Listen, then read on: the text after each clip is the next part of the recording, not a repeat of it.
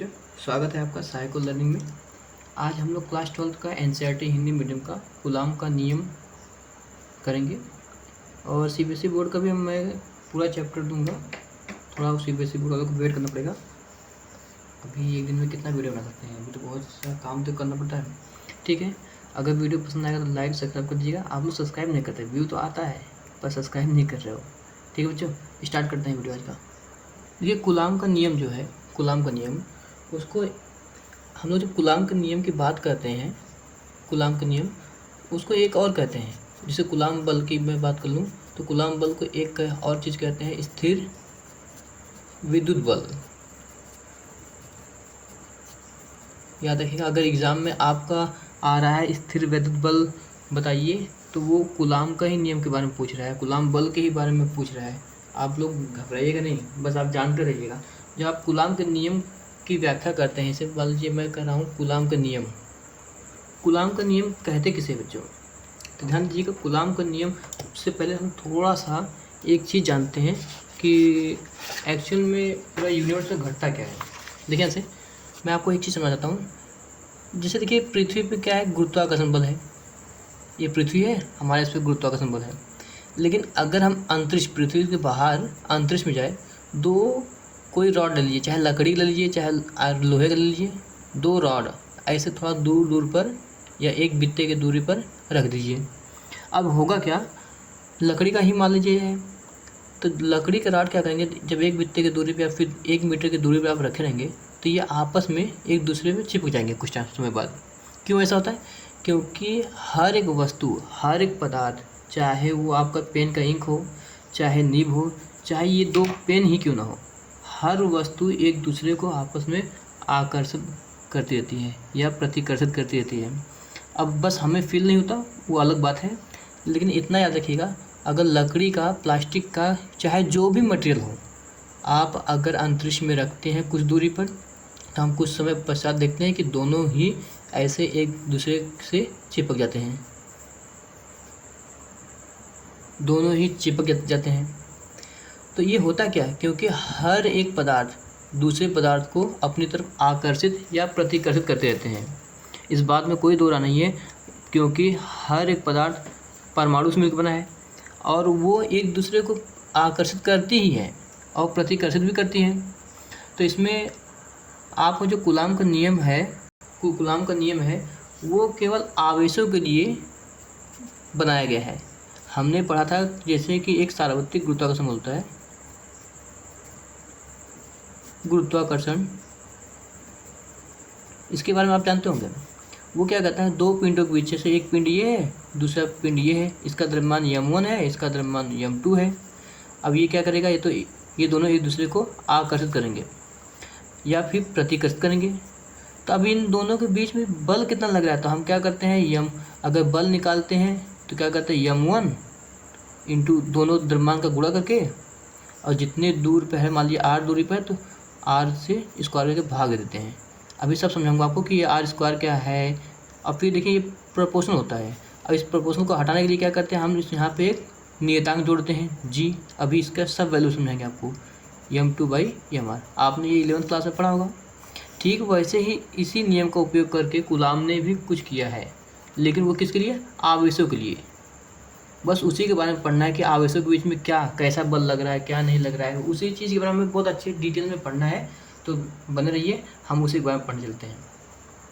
गुलाम ने क्या किया कि उसने सिर्फ आवेशों के लिए बल निकाला, जो बहुत छोटे छोटे आवेश होते हैं। अभी तक तो सार्वत्रिक गुरुत्वाकर्षण ब्रह्मांड के सभी, मतलब किसी भी कोने में चले जाइए ब्रह्मांड में, दो पिंडों के बीच में जो बल लगता है वो सब जगह के लिए वो यूनिवर्सल लॉ है, सार्वत्रिक गुरुत्वाकर्षण। तो वैसे ही गुलाम ने भी उसी नियम का उपयोग करते हुए आवेशों, जो छोटे छोटे आवेश होते हैं, उनके लिए नियम निकाला। तो उसके नियम के हिसाब से देखते हैं हम लोग क्या करते हैं। गुलाम के नियमानुसार, गुलाम के, देखिए गुलाम के जो नियम है वो क्या कहता है, गुलाम के नियमानुसार दो बिंदु आवेशों जैसे कि Q1 Q2 के मध्य लगने वाला आकर्षण या प्रतिकर्षण बल दो बातों पर निर्भर करता है। अब वो कौन कौन सा है? पहला जो बात है, जो पहला नियम है, उसके बारे में लिखते हैं यदि जिसे कहते हैं ना दो आवेश है, एक मान लीजिए ये पेन है और यहाँ पे एक दूसरा पेन है, ये आवेश मान लीजिए, ये दूसरा आवेश मान लीजिए, एक यहाँ पर, तो इनके बीच में क्या होगा, ये तो आकर्षण या प्रतिकर्षण बल तो होगा ही। देखिए यहाँ से हम लोग क्या करते हैं, ये दो पेन आपस में एक दूसरे को आकर्षित या प्रतिकर्षित बल तो लगाते हैं, लेकिन हमें फील नहीं होता, क्योंकि धरती का गुरुत्वाकर्षण बल इनके बल की अपेक्षा कहीं गुना ज़्यादा है और इनका द्रव्यमान इनके बल से भी ज़्यादा है। इसलिए ये आधा तो अपने द्रव्यमान के कारण ही ये अपने आकर्षण प्रतिकर्षण बल को इग्नोर कर देते हैं, निगलेक्ट कर देते हैं, छोटा कर देते हैं। इसलिए हमें ये पास में रख रहे हैं, ये एक दूसरे को खींच रहे हैं, लेकिन ये हमें महसूस नहीं होगा क्योंकि इनका द्रव्यमान इनके बल से ज़्यादा है और गुरुत्वाकर्षण बल ज़्यादा है, इसलिए गुरुत्वाकर्षण बल इनको नीचे की तरफ खींचता है। तो उसी प्रकार बोला कि जैसे कि एक आवेश यहाँ रखा है, एक आवेश यहाँ पर रख दीजिए। अब इन दोनों के बीच में जो आपका आवेशों का जो बल होगा उसी के बारे में उसने क्या कहा, जो बल होगा इन दोनों आवेशों के परिणामों, जैसे मान लीजिए 5 न्यूटन का बल है, ये इस पे मान लीजिए 5 न्यूटन का इस पे भी है, तो इन दोनों 5 न्यूटन के जो बल क्या है, इन दोनों के गुणनफल के अनुपाती होता है। अभी आपको समझाते हैं क्या बोल रहा है। जैसे कि दोनों आवेशों के परिणामों के गुणनफल के अनुक्रमानुपाती होता है। अनुक्रमानुपाती का अर्थ होता है समानुपाती। वैसे देखिए इनसे ये क्या बोल रहा है, यह जो बल लगेगा दो आवेश मान लीजिए, जैसे मान लीजिए एक आवेश Q1 हो गया और दूसरा आवेश Q2 हो गया। अब इन दो आवेशों के बीच जो बल होगा पहला नियम के अनुसार इन दोनों आवेशों के गुणनफल के बराबर होगा, समानुपाती होगा, बराबर नहीं समानुपाती होगा Q1 इंटू Q2। अब इसको अभी समझ लेते हैं हम लोग। ये हो गया पहला इक्वेशन। अब दूसरा देख लेते हैं। दूसरा नियम क्या कहता है, दोनों आवेशों के बीच की दूरी के वर्ग के व्युत्क्रमानुपाती होता है और इस बल की दिशा दोनों आवेशों को मिलाने वाली रेखा की दिशा में होता है। आपने अभी तक दोनों नियम पढ़ा, अभी तक कुछ खास समझ में नहीं आया होगा, मैं उसी के लिए तो हूँ। अब पहले थोड़ा सा सब्र कीजिएगा। क्या कहते हैं, ये जो कह रहा है, जैसे एक आवेश मान लीजिए यहाँ पे आपका Q1 है और यहाँ पर Q2 है। अब ये बोल रहा है दोनों आवेशों के बीच की दूरी के वर्ग के व्युत्क्रमानुपाती होता है, मतलब बल की बात कर रहा है वो। यहाँ पे क्या होगा, दोनों के बीच की क्या दूरी है, मान लीजिए R है, ये दूरी आपका पूरी तरह से R है, ठीक है, ये R हो गया। ठीक बच्चों, तो क्या कह रहा है कि जो बल होगा वो इन दोनों आवेशों के बीच के दूरी के वर्ग के व्युत्क्रमानुपाती होता है, वर्ग के व्युत्क्रमानुपाती होता है। इस समीकरण नंबर 2 हो गया, ठीक। और ये लास्ट में क्या बोलता है, इस बल की दिशा दोनों आवेशों को मिलाने वाली रेखा की दिशा में होता है। अब ये क्या बात है, देखिए यहाँ से ये मान लीजिए दोनों प्लस है, तो ये दोनों क्या करेंगे, एक दूसरे को प्रतिकर्षित करेंगे। तो मतलब जिस दिशा में रेखा है उसी दिशा में ये क्या होगा, आकर्षित या प्रतिकर्षित होगा। मतलब देखिए पहला ये हो गया, अगर मान लीजिए एक ये प्लस में है और दूसरा मान लीजिए माइनस में है Q2, तो क्या होगा, ये दोनों लाइन जो जोड़ रही है तो क्या करेंगे, एक दूसरे को क्या करेंगे, आकर्षित करेंगे। मतलब मिला जुलाकर इसी रेखा पर ही, मतलब रेखा के ही दिशा में होता है बल की दिशा। अब सबसे बड़ी बात है, अभी तक आपने ये नहीं समझा कि दोनों आवेशों के परिणामों के गुणनफल के अनुक्रमानुपाती होता है। इस बात को अभी तक हमने नहीं समझा कि ये कैसे अनुक्रमानुपाती क्या होता है। वैसे तो 11th क्लास में 10th क्लास में आप लोगों ने सीख लिया होगा, लेकिन फिर भी मैं यहाँ पे थोड़ा सा आपको बताना चाहता हूँ कि अनुक्रमानुपाती का अर्थ क्या होता है। फिर उसके बाद सेकंड वाला बता दूंगा पूरा। अनुक्रमानुपाती का अर्थ ये होता है, जैसे मान लीजिए आपके पास A है, अनुक्रमानुपाती B। अब इसका क्या मतलब, ध्यान दीजिएगा। अनुक्रमानुपाती का मतलब ये नहीं होता कि A बराबर हो गया B के, बिल्कुल नहीं। ये बोल रहा है जैसे मान लीजिए A आपका 5 था और B है आपका 3 है, जितना गुना ये 5 बढ़ेगा आपसे, जैसे 2 गुना बढ़ रहा है तो 2 गुना ये भी बढ़ेगा, अगर 3 गुना बढ़ रहा है तो 3 गुना ये भी बढ़ेगा, बस। लेकिन दोनों बराबर नहीं होंगे, दोनों का मतलब बराबर नहीं होता। देखो ऐसे, अगर मान लीजिए ये 3 गुना बढ़ रहा है, ये 15 हो जाएगा, तो ये भी 3 गुना बढ़ेगा। अगर ये 5 जो है आपका 20 गुना बढ़ रहा था तो ये 100 हो जाएगा, तो ये कितना हो जाएगा, 60 हो जाएगा, क्योंकि 20 गुना ये भी बढ़ेगा तब। अनुक्रमानुपाती का मतलब यही होता है कि दोनों पक्ष में से कोई एक पक्ष जितना गुना बढ़ेगा या घटेगा उतना गुना उसमें भी परिवर्तन होगा। अगर ये 5 गुना घट रहा है, मान लीजिए 5 गुना घटा 1 हो गया, तो ये भी 5 गुना घटेगा, मतलब 3/5 हो जाएगा। लेकिन दोनों बराबर नहीं है, इसका मतलब है ही नहीं कि दोनों बराबर है। अभी आगे और आपको समझने को मिल जाएगा, बस थोड़ा सा सब्र कीजिए। और दूसरा नियम क्या कहता है, दोनों आवेशों के बीच की दूरी के वर्ग का व्युत्क्रम होता है। अब देखिए वो दूरी से क्या मतलब है, देखिए दूरी का इसने बोल दिया कि दोनों, जैसे ये यहाँ पर है r दूरी पर Q2 हो गया, तो ये r दूरी पर है, तो यहाँ पे जो फार्मूला आ रहा है r² क्यों लग रहा है। r² का मतलब क्या है, देखिए यहाँ से ये व्युत्क्रम अनुपाती का मतलब ये है कि अगर इसकी वैल्यू बढ़ेगी तो f आपका घटेगा। इसका तात्पर्य ये है, अभी और समझिए, r अगर बढ़ेगा तो ये घटेगा। जैसे मान लीजिए यहाँ ऊपर 1 है, पहले मेरा 2 था, अब इसको और बढ़ाएंगे तो मान लीजिए 10 कर दिया। 1 में 2 से भाग जा रहा था तो आधा आधा हो रहा था, अब 1 में 10 से भाग जा रहा है तो और छोटा नंबर हो गया। उसी तरह f क्या करेगा, तब घटेगा। अगर r की वैल्यू बढ़ेगा तो f घटेगा। अभी तो ये नहीं समझ में आया कि ये तो बल है और ये r² दूरी है, तो ये r² क्यों ला गया। तो सीधे सीधे एक लॉजिक बताता हूँ आपको, यहाँ पर Q1 रख दीजिए और यहाँ पर Q2 रख दीजिए। अगर इनके बीच का बल मान लीजिए 5 न्यूटन लग रहा है, यहाँ पे जो बल है मान लीजिए यह बराबर 5 न्यूटन लग रहा है, और दूरी r है, मान लीजिए 1 मीटर है, ठीक। तो क्या होगा 5 न्यूटन, ये हो गया 1 मीटर, ठीक है। अब इसका स्क्वायर करने का मतलब ये है कि अगर यहाँ से इसकी दूरी डबल कर दी जाए, यहाँ से ये दूरी डबल कर दी जाए, 2 मीटर कर दी जाए, तो जो बल होगा वो 4 गुना घट जाएगा। अगर इसी को मैं 10 मान लेता हूँ, जैसे कि मैं 20 मान लेता हूँ, देखिए ये 20 रख लीजिए कि इन दोनों के बीच में 20 न्यूटन का बल लग रहा है, या 20 कूलाम मान लीजिए, 20 कूलाम का बल लग रहा है। अब यहाँ पे तब 1 मीटर था, जब 20 कूलाम का बल इन दोनों के मध्य लग रहा था तो r बराबर 1 मीटर था। तो अगर यही दूरी 2 मीटर यहाँ से कर दिया जाए, इसी Q2 को उठाकर यहाँ पर कर दिया जाए, तब Q1 से जो दूरी होगा तो 2 मीटर हो गया। तो 2 मीटर का अर्थ ये है कि बल कितना हो गया, 1 मीटर पे 20 कूलाम लगा था, तो 2 मीटर पे 10 कूलाम थोड़ी लगेगा, ये होगा इसके वर्ग के स्क्वायर, ये 4 गुना घट जाएगा। मतलब यहाँ पे 2 का स्क्वायर, यहाँ पे जब से ये 20 न्यूटन था, और यहाँ पे क्या करेंगे r का स्क्वायर, मतलब 2 का स्क्वायर कर देंगे, तो ये होगा 4 गुना कम हो जाएगा। तो यहाँ पे जब 4 से 20 में भाग देंगे तो 5 कूलाम का बल लग जाएगा। मतलब दूरी अगर डबल करते हैं या ट्रिपल करते हैं, ट्रिपल करेंगे तो कितना गुना कम हो जाएगा, 9 गुना कम होगा।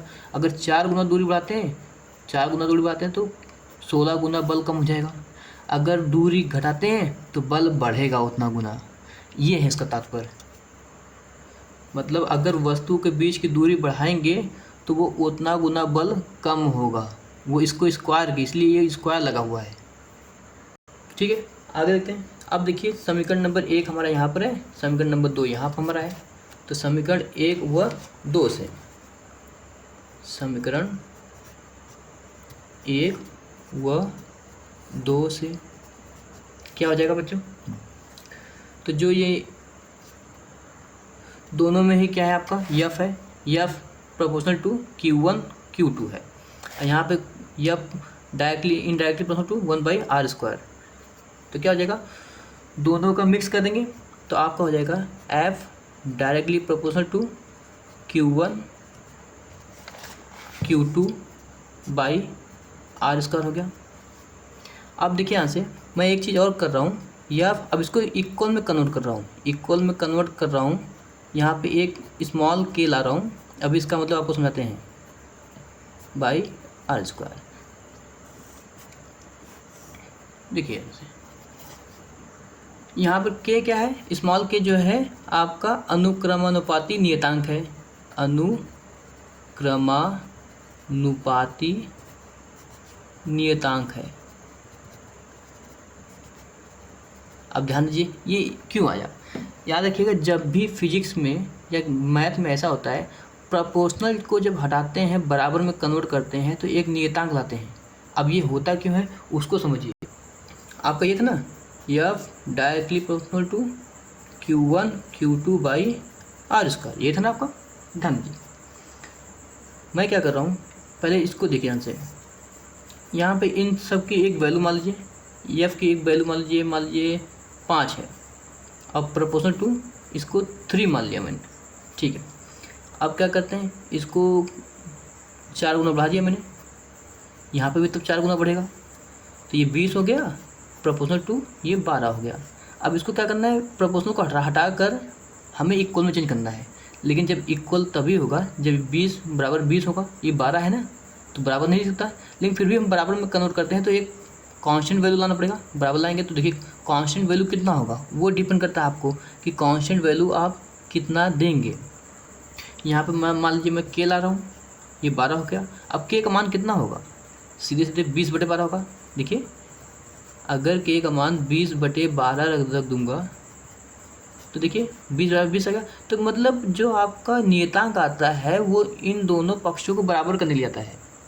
इसीलिए आपका यहाँ पर क्या आया, देखिए के आया है, ताकि इन दोनों पक्षों को बराबर किया सकते हैं, क्योंकि कुछ न कुछ त्रुटि है ना, उसको कमी को पूरा करने के लिए। तो के क्या है, अनुक्रमानुपाती नियतांक है, मतलब एक फिक्स वैल्यू है।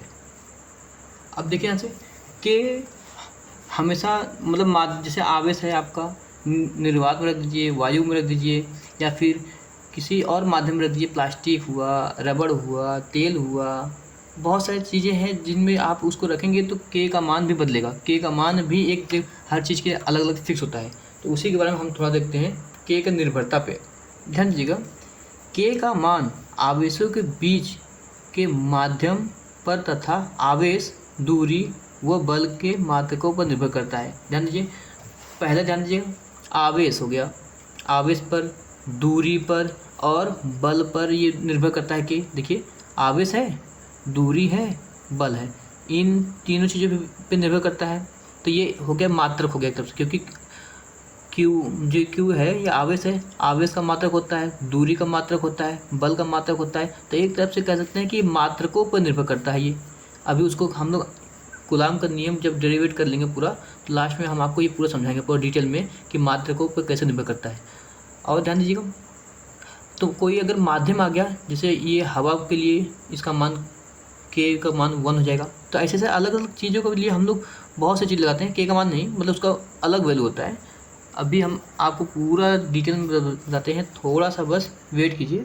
यदि आपका कि मतलब जो आवेश है, दोनों आवेश आपका निर्वात या वायु में स्थिर हो, तब के का मान क्या होगा।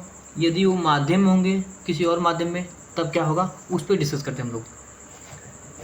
ध्यान दीजिएगा, यदि दोनों आवेश निर्वात या वायु में स्थिर हो, तब के का मान आप ध्यान दीजिएगा 9 × 10⁹ न्यूटन मीटर स्क्वायर पर कूलाम स्क्वायर, इतना के का मान होगा। आपको ये सब मान अभी सब निकाल दिखाऊंगा आपको, बस पहले कूलाम का डेरिवेशन हो जाए ताकि आपको एक अच्छा खासा नोट्स मिल जाए। यही सब नोट्स आपको स्टेप बाय स्टेप लिखना होगा। तो ये हो गया आपका, मतलब आवेश जब निर्वात या मतलब वायु में रख दीजिए तो के का मान इतना हो जाता है। अब इसमें क्या होगा कि कुछ चीज़ें थोड़ा सा माध्यम पर भी जब ज़्यादा डिपेंड होता है तो के का मान भी बदल जाता है। तो एक चीज़ और ध्यान, तब क्या होगा जब के का मान इतना हो गया निर्वात और वायु में, तो बल कितना हो जाएगा भैया, बल आपका हो जाएगा यह बराबर, ये के का मान हो जाएगा 9 × 10⁹, फिर क्या होगा Q1 × Q2 by r square. ये कैसे हुआ ध्यान दीजिएगा, आपने जब अभी कुछ यहाँ क्या किया, के का मान 9 × 10⁹ रख दिया, और यहाँ पे Q1 Q2 upon are square था ही, तो उसी में मैंने क्या किया, मतलब समीकरण 3 में के का मान रख दिया। ये वैल्यू आपको हमेशा याद रखना है, 9 × 10⁹, ये हमेशा याद रखना है। वायु या निर्वात ही ज़्यादा आपका न्यूमेरिकल में आते हैं, और ये वैल्यू अगर याद रहेगा आपको तो न्यूमेरिकल करने में आसानी होगा। इस वैल्यू को भूलिएगा नहीं, अभी तो पहली बार फेस किए आप, तो इन सब चीज़ों का हमेशा याद रखिएगा। एक वैल्यू और होता है, के का मान जो होता है आपका 9 × 10⁹ हो गया, तो एक वैल्यू इसका रहता है 1/4πε0। अब इसका क्या लफड़ा है, ये भी हम लोग ध्यान देते हैं। थोड़ा सा थका हुआ लगता है, थोड़ा सा प्रॉब्लम हो रहा है, पता नहीं नींद आ रही है। अब ध्यान दीजिएगा, ε0 क्या है, इसको पढ़ते हैं ε0। तो ε0 कौन सी बला है, इसको फिर से दिक्कत आ गई आपको, डोंट वरी, सब समझ में आएगा। जहाँ एप्सिलॉन नॉट को निर्वात की वैद्युतशीलता कहते हैं, वैद्युतशीलता कहते हैं। बस इतना याद रखिए, निर्वात की वैद्युतशीलता। अब ये भी क्या कौन सी चीज़ है, इसको भी हम लोग समझ लेते हैं। तो ये जो आपके ये निर्वात की वैद्युतशीलता है एप्सिलॉन नॉट, इसको एप्सिलॉन नॉट पढ़ते हैं, इसका एक मान होता है फिक्स होता है 8.85 इंटू 10⁻⁻12 कूलाम स्क्वायर। जस्ट उसी का अपोजिट जो आपका ये आया था न्यूटन मीटर स्क्वायर पर कूलाम स्क्वायर होता है, इसका अपोजिट कर दीजिए, कूलाम स्क्वायर को ऊपर कर दीजिए, बटे में क्या कर दीजिए न्यूटन मीटर स्क्वायर। दोनों ही एक दूसरे का अपोजिट होते हैं। कैसे होगा ध्यान दीजिए, ये के इक्वल टू, देखो के की वैल्यू चाहे तो 9 इंटू 10⁻9 लिख दीजिए, लेकिन मैक्सिमम आप यही यूज कीजिएगा, या फिर 1/4 पाई एप्सिलॉन नॉट। अब देखिए एप्सिलॉन नॉट को अगर के की जगह पर रिप्लेस कर दिया और के को यहाँ कर दिया जाए तो एप्सिलॉन नॉट इक्वल टू 1/4 के हो जाएगा। तो मतलब इसीलिए दोनों का जो मात्रक है वो उल्टा है एक दूसरे का। तो ये तो था निर्वात के लिए वैल्यू आपका। अगर कहा जाए कि निर्वात की वैल्यूशीलता का मान इतना होगा तो के का मान क्या हो जाएगा, यहाँ पे अगर इसको यहाँ पे पुट कर दिया जाए तो के का मान भी अलग अलग तरीके से निकलेगा, उसको हम आगे देखते हैं। तो सबसे पहले इस बात को ध्यान देते हैं कि अगर ये निर्वात या वायु को छोड़कर कोई और माध्यम हो जाए, जैसे मैं कर रहा हूँ, यदि निर्वात के स्थान पर कुछ अलग हो जाए, कुछ अलग, जैसे मैं अपने हिसाब से बताता हूँ, जैसे आपका आ गया तेल आ गया, जैसे हवा और निर्वात की जगह पे तेल आ गया, मतलब तेल में आपका आवेश हो, कांच में हो आपका, या मोम आ जाए बीच में, अभ्रक की बात कर ली जाए, अभ्रक भी हो सकता है, आदि रखे हुए हो, तो तब बल होगा, क्या होगा, तब बल क्या होगा आपका, ध्यान दीजिएगा, तब आपका बल, ध्यान दीजिएगा, तब यहाँ पर आपको एक चीज़ सीखने को मिलेगी जो मैं शुरू से स्मॉल के का इस्तेमाल कर रहा था, क्यों कर रहा था अभी आप समझ जाएंगे आप लोग। तो यहाँ पे जो आपका बल होगा तो सीधे होगा F equal to 1/4 pi epsilon nought, यहाँ पे कैपिटल Q होगा। अब इस कैपिटल Q क्या है, इसको भी अभी समझते हैं हम लोग, Q1 इंटू Q2/r² न्यूटन हो गया। न्यूटन लेते हैं, वरना आप सोचेंगे कोई फार्मूला है। अब इसका क्या है, के क्या है, यहाँ पे जो कैपिटल के है वो विमाहीन है, पहली बात इसका देखिएगा, विमाहीन है, ठीक है। और ये क्या है, परावैद्युतांक है, क्या है ये, परावैद्युतांक। अब ये परावैद्युतांक क्या है, जैसे देखिए परावैद्युतांक पदार्थ, जैसे कि आपके पास लकड़ी हुआ, प्लास्टिक हुआ, मोम हुआ, जैसे कांच हुआ, ये सब क्या है आपका कुचालक पदार्थ है। तो परावैद्युतांक का मतलब यही होता है कि कुचालक पदार्थों को क्या कहते हैं, परावैद्युतांक, कुचालक पदार्थ। जितने भी कुचालक पदार्थ हैं आपके, वो सब आपके परावैद्युतांक कहलाएंगे। अगर इन माध्यमों में होगा तो आपका के तो विमाहीन होता है, और इसको के को परावैद्युतांक कहते हैं। कुचालक पदार्थों को जितने भी होते हैं सब परावैद्युतांक ही होते हैं। और सभी परावैद्युतांक के लिए, जो ये कुचालक वस्तुओं के लिए के का मान पता है कितना होता है, 1 से बड़ा ही होता है। ये जो आपका कैपिटल के का मान है हमेशा 1 से बड़ा ही रहेगा, 1 से छोटा कभी नहीं होगा। वायु और निर्वात के लिए क्या हो जाएगा, जैसे वायु या निर्वात में आपका ये आवेश हो, तब आपका के का मान जो होता है वो 1 के इक्वल होता है, बराबर 1 के इक्वल होता है। अब एक चीज़ ध्यान दीजिएगा, यहाँ पे एप्सिलॉन नॉट कैपिटल के है, मैं उसको क्या कर रहा हूँ, एप्सिलॉन नॉट कैपिटल के को मैं एप्सिलॉन लिख रहा हूँ। इसको ये भी लिख सकते हैं, याद रखिएगा, इसका वैल्यू ये भी होता है। तो अब देखिए अच्छा, इसको जो ये आपका एप्सिलॉन है, सिर्फ एप्सिलॉन, उसको बोलते हैं निरपेक्ष वैद्युतशीलता। देखो, निरपेक्ष वैद्युतशीलता।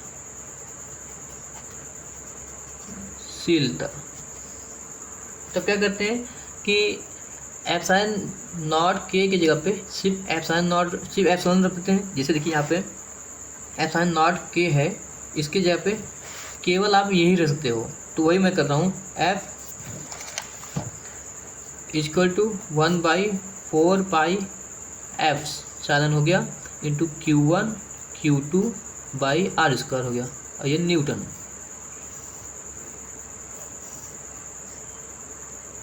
तो हमने देखा कि अलग अलग माध्यमों में जो के का मान होता है वो बदलता रहता है। तो अब देख सकते हैं हम लोग जो स्मॉल के की बात कर रहे थे उसकी जो निर्भरता के बारे में हम लोग पढ़ रहे थे अभी कुछ समय पहले कि मात्रकों पर और माध्यमों पर निर्भर करता है। जरा उसको हम लोग थोड़ा डिटेल में समझ लेते हैं। ये यहाँ तक तो कंप्लीट हो गया, उसको थोड़ा अलग से समझते हैं हम लोग। देखिए के की निर्भरता के बारे में हमें पढ़ना है, जो अभी कुछ समय पहले मैं दिखाता हूँ। हमने अभी कुछ समय पहले पढ़ा था के का मान आवेशों के बीच के माध्यम, मतलब आवेश के दोनों आवेश है, मान लीजिए ये एक आवेश है एक ये तो आवेश है, बीच में मान लीजिए कोई तेल आ गया या मोम आ गया कुछ भी आ गया, तब आवेश के बीच में जैसे बल पे असर पड़ेगा ना। जैसे मान लीजिए आप हवा में दीवार पे मार रहे हो तो आसानी से आप मतलब बल लगाकर कील पे आप ठोक दे रहे हो। वही अगर स्विमिंग पूल के अंदर आपको कील ठोकना हो तो हथौड़ी जल्दी काम नहीं करेगा। मतलब आप ये महसूस करेंगे कि पानी में जो आप हथौड़ा चला रहे हैं वो कम बल लगा पा रहा है, और जब आप हवा में थे तो हथौड़े पे ज़्यादा बल लगा के आप ज़ोर से मतलब बल का उपयोग कर सकते थे। तो जैसे यहाँ पे अगर कुछ माध्यम आ जा रहा है तो इनके बीच का जो बल लगने का कार्य है वो थोड़ा कम हो जाएगा। तो इसीलिए के का मान अलग अलग परिस्थितियों में बदलता रहता है। तो यहाँ पे एक पहले हम लोग बात करते हैं माध्यम का हो जाएगा एक, और एक होगा मात्रकों के बारे में। मात्रकों का क्या होता है अभी उसको ध्यान दीजिएगा। जैसे देखिए मात्रक के बारे में क्या बात करना है, ये आवेश है ये भी आवेश है। तो अगर हम लोग के को डिफाइन करना है, के को पहले क्या करेंगे सभी वैल्यू को यहाँ लाएंगे और इसको अपान में यहाँ कर देंगे एफ के। तो न्यूटन के ऊपर डिपेंड करता है, मतलब बल के ऊपर, दूरी के ऊपर और आवेश, मतलब इन तीनों के आवेशक, एक इसके आवेशक मतलब इसके मात्रक पर, एक दूरी के मात्रक पर और एक आवेश के मात्रक पर के निर्भर करता है। और माध्यम को आप तो समझ चुके हैं, बस उसी के बारे में थोड़ा डेरिवेशन करते हैं और आगे करते हैं। थोड़ा थकान लग रही है तो क्या कहते हैं के की निर्भरता हम लोग सबसे पहले बात करते हैं मात्रक पर, बहुत आसान होगा। जैसे पहला हम लोग करते हैं मात्रक में निर्भरता, मात्रक के करते हैं। और मात्रक में हम लोग किसकी बात करेंगे, एमकेएस मात्रक है तो हम लोग एसआई मात्रक की बात करेंगे। मात्रक में एसआई मात्रक, फिर सीजीएस मात्रक भी देख लेंगे। तो एसआई मात्रक में क्या होगा, पहले के का फॉर्मूला देखिए क्या क्या होता है, 9 × 10⁻9 होता है और एक वैल्यू होता है 1/4 पाई एफ साइन नॉट। ये निर्वात की विद्युतशीलता है, इसी के बारे में ज़्यादा डिस्कस करना है। ये क्या है आपका निर्वात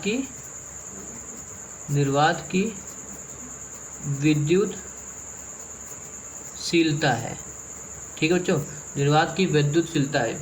अब क्या करते हैं, और निर्वात की विद्युतशीलता का वैल्यू कितना होता है उसको भी लिख लीजिए, क्योंकि बार बार लिखने से आपको याद हो जाएगा। इसीलिए कहते हैं कभी भी कोई भी चीज़ लिखते हैं अरे -12 ठीक, कूलाम स्क्वायर पर न्यूटन मीटर स्क्वायर। अब ये भी आपको निकाल के दिखाते हैं। तो क्या कहते हैं, यदि आपका ये मान ले जाए जो ये के है 1/4 पाई एफ साइन नॉट है, ठीक है। इसको यहाँ से देखिए पहले ध्यान दीजिएगा, 1 मतलब दोनों वैल्यू एक ही है, लेकिन हम ले रहे हैं इसको ताकि थोड़ा समझने में आसानी हो जाए। 4 पाई एफ साइन नॉट। अब ये क्या होगा, ध्यान दीजिएगा,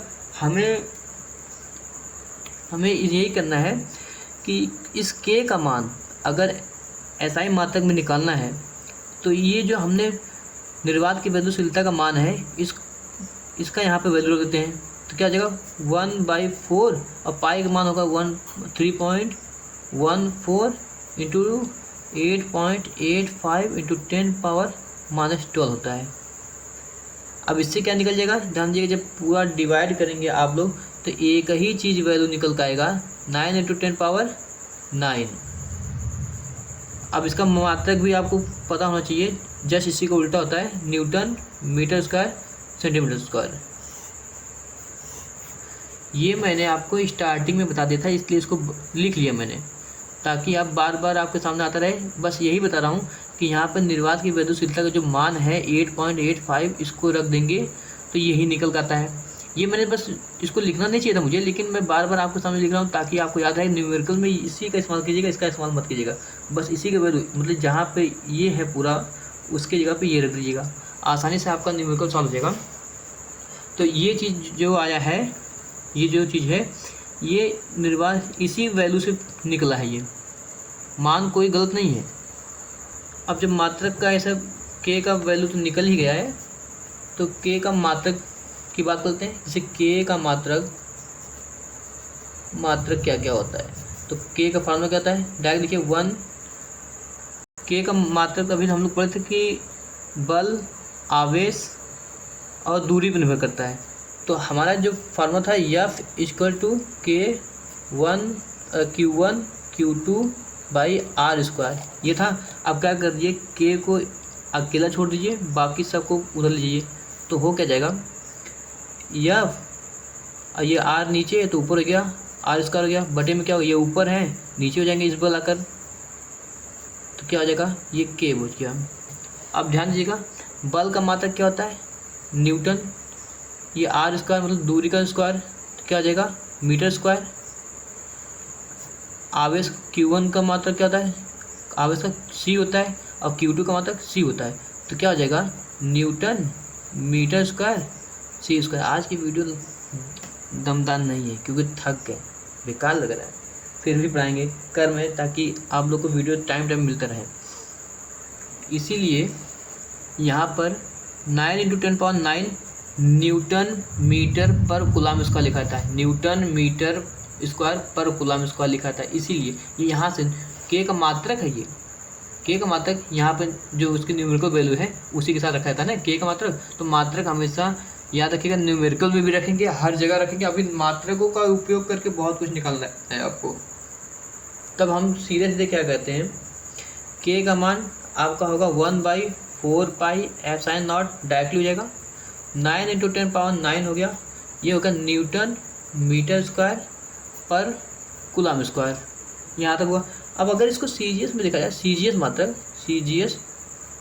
मात्रक में अगर देखा जाए तो के बराबर होगा 9 × 10⁹। अब यहाँ पे क्या होगा मात्रक में, न्यूटन मीटर स्क्वायर अपॉन में कूलाम स्क्वायर है। अब ध्यान दीजिएगा, सीजीएस का जो जानते हैं आप सेंटीमीटर होता है, जी का ग्राम होता है, एस का सेकंड होता है। यही प्रॉब्लम है, ये जो न्यूटन है ये ऐसा ही मात्रक है। अब न्यूटन को सीजीएस मात्रक में कन्वर्ट करने के लिए सबसे पहले कुछ जानना चाहिए आपको ना। तो उसका अगर मान लीजिए 1 न्यूटन अगर सीजीएस में चेंज कर रहे हैं तो होता है 10⁵ डाइन होता है। देखिए ये वैल्यू होता है, ये ऐसा ही मात्रक होता है न्यूटन। और अगर आप सीजीएस में कन्वर्ट कर रहे हो, जैसे मान लीजिए 1 मीटर अगर सीजीएस में कन्वर्ट कर रहे हो तो क्या होगा, 100 सेंटीमीटर होता है। उसी तरह 1 न्यूटन होता है 10⁵ डाइन। और यहाँ पर किसकी बात हो रहा है, मीटर की बात हो रहा है। तो अगर 1 मीटर की बात किया जाए तो होता है 100 सेंटीमीटर। आपको पता है सीजीएस में कन्वर्ट कर रहे हैं, तो अब सब आपके सामने है। और अगर एक कूलाम की बात किया जाए, अब सीजीएस में कूलाम तो ऐसा ही मात्रक है। सीजीएस में क्या होगा, स्टेट कूलाम। मैंने आपको बताया था आवेश का सबसे छोटा मात्रक, पहली वीडियो में आवेश का सबसे छोटा मात्रक स्टेट कूलाम होता है। तो 1 कूलाम बराबर होता है, और वहाँ पे आपको बताया था 3 × 10⁹ स्टेट कूलाम होता है। स्टेट कूलाम इतना होता है। अब इन्हीं सब की वैल्यू उठाकर आप इसमें रख दीजिए, ये न्यूमेरिकल वैल्यू जो इसका मात्रक। इसीलिए आपको बताया था के का मात्रक पर निर्भरता, मतलब के की निर्भरता मात्रक पर भी होता है। तो आप क्या करेंगे, ये मात्रक है, अब मात्रकों में ये सब वैल्यू पुट कर देते हैं। तो हम लोग अगले पेज पे उठा देखते हैं, यहाँ पे पेज भर गया है। हाँ तो देखते हैं न्यूटन का। अब देखिए यहाँ से मैं लिखा रहा हूँ 9 × 10⁹ न्यूटन का मान कितना होगा, 1 न्यूटन का मान सीजीएस में 10⁵ डाइन होता है। और यहाँ क्या होगा, मीटर का क्या होगा, 100, 1 मीटर का 100 सेंटीमीटर था, तो 2 मीटर मतलब मीटर स्क्वायर है, तो सेंटीमीटर मैंने लिख दिया है, तो स्क्वायर कर दिया। अब कूलाम का क्या था आपका, कूलाम का जो अगर स्टेट कूलाम का हम करेंगे 3 × 10⁹ का स्क्वायर कर देंगे। अब देखिए 10⁵ क्या था, डाइन में था, और ये क्या था 100 सेंटीमीटर स्क्वायर। और ये क्या होगा, स्टेट कूलाम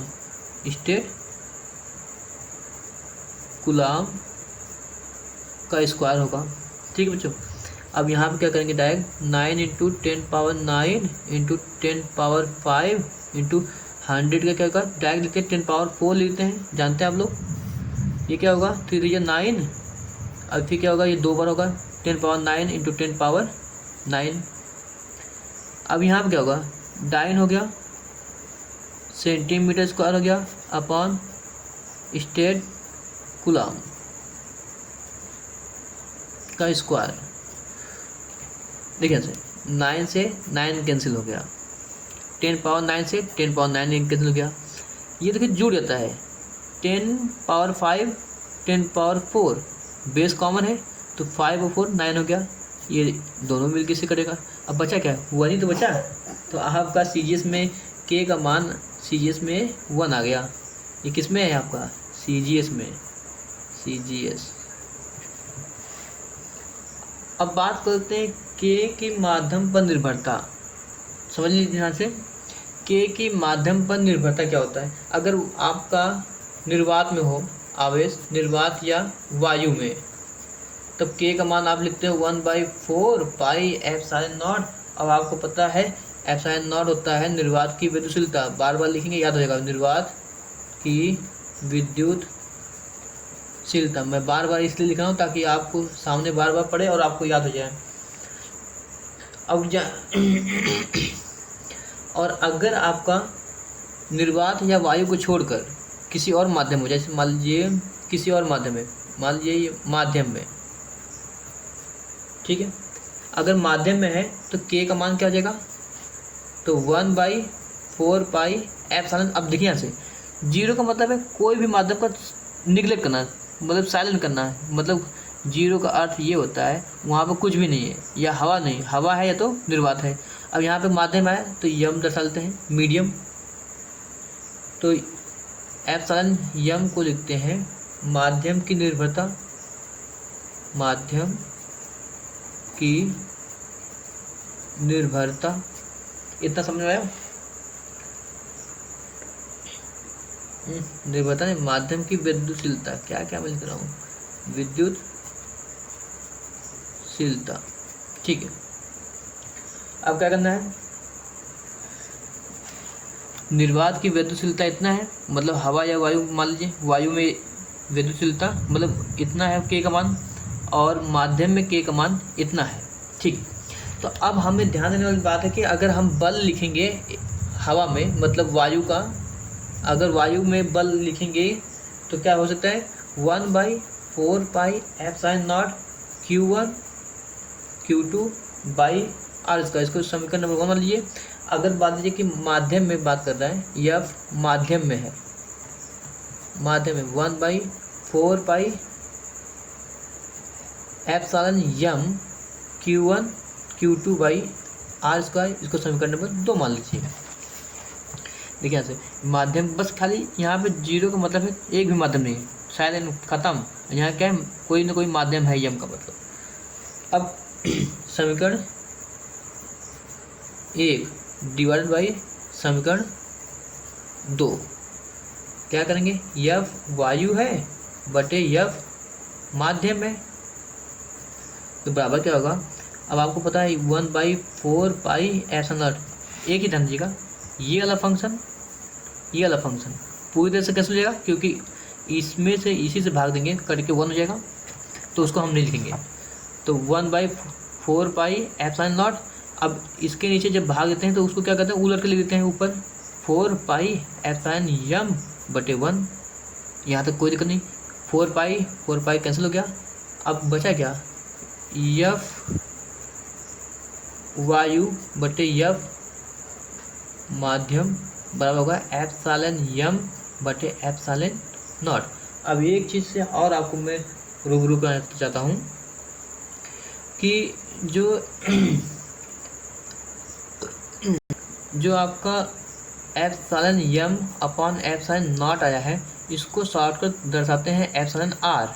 अब ये क्या चीज़ है, ये क्या चीज़ है, आपको दिमाग में आया होगा कि ये कहाँ फंस गए हम।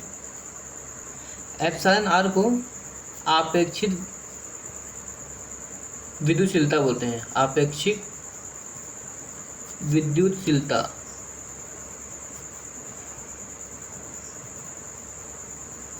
अब इसका क्या तात्पर्य है कि ये कहता है ना, इसकी जो वैल्यू होती है वायु के लिए एक से बड़ा ही होता है, मतलब एक से छोटा तो इसकी वैल्यू कभी नहीं होता। मतलब किसी भी कीमत पर ये एक के बराबर हो सकता है, लेकिन एक से छोटा नहीं हो सकता, एक से बड़ा ही हमेशा रहेगा। मतलब एक से बड़ा हमेशा रहेगा, लेकिन बराबर भी रह सकता है, लेकिन एक से छोटा किसी कीमत नहीं। आप कहेंगे 0.5 एप्सिलॉन आर की वैल्यू होगा तो ये गलत होगा, ऐसा नहीं। तो 1 से बड़ा ही रहेगा, ये बस इतना याद रखिएगा। किसके लिए है ये? वायु के लिए था ये, वायु के लिए। और अगर कहा जाए धातु के लिए इसका मान क्या कितना होगा? धातु के लिए एप्सिलॉन आर का मान होता है इनफाइनाइट, अनंत। और अगर जल की बात किया जाए, जल की, तो एप्सिलॉन आर होता है 81 वैल्यू। इन सब वैल्यू को अगर याद कर लेंगे न्यूमेरिकल थोड़ा सा आसान हो जाएगा। ठीक है, आज के लिए इतना ही करते हैं। जहाँ पर ना समझ आया तो कमेंट में आप कर दीजिएगा, मैं सब कुछ बना दूँगा। आज तो जानता हूँ कि कुछ खास वीडियो नहीं गया है, दिमाग भी नहीं काम करता, फिर भी ठीक है, कभी कभी होता है। ज़्यादा ब्रिलियंट वाला डालना अच्छी बात नहीं है, नज़र लग जाती है, सारी नॉलेज एक जगह धरी रहती है। तो कभी कभी कुछ ख़राब चीज़ें भी देना चाहिए। आज का वीडियो तो मैं जानता हूँ उतना अच्छा नहीं है, कोई बात नहीं। जब कहेंगे आप कमेंट में तो मैं दोबारा इस वीडियो बना दूँगा, तब तो दिन रहेगा, ये तो रात है, नींद में है। ठीक है बाय बच्चों, अगर आपको कहीं पर कोई प्रॉब्लम है बस कमेंट में लिख दीजिएगा, मैं पूरी तरह से समझा दूँगा आपको। ठीक है बच्चों, और सब्सक्राइब कोई करता ही नहीं, पता नहीं क्या दुश्मनी है। अरे कुछ तो पढ़ने गया है तो अब सब्सक्राइब करने में किसी का क्या जाएगा। नोटिफिकेशन आपको नहीं चाहिए तो बेल आइकन को आप मतलब ऑल मत कर दीजिएगा, बस सब्सक्राइब कर दीजिए, लाइक कर दीजिए, काम खत्म। और थोड़ा थोड़ा शेयर कर दीजिए, कुछ जाने वाला थोड़ी नहीं है, नहीं पैसा लग रहा है आपका।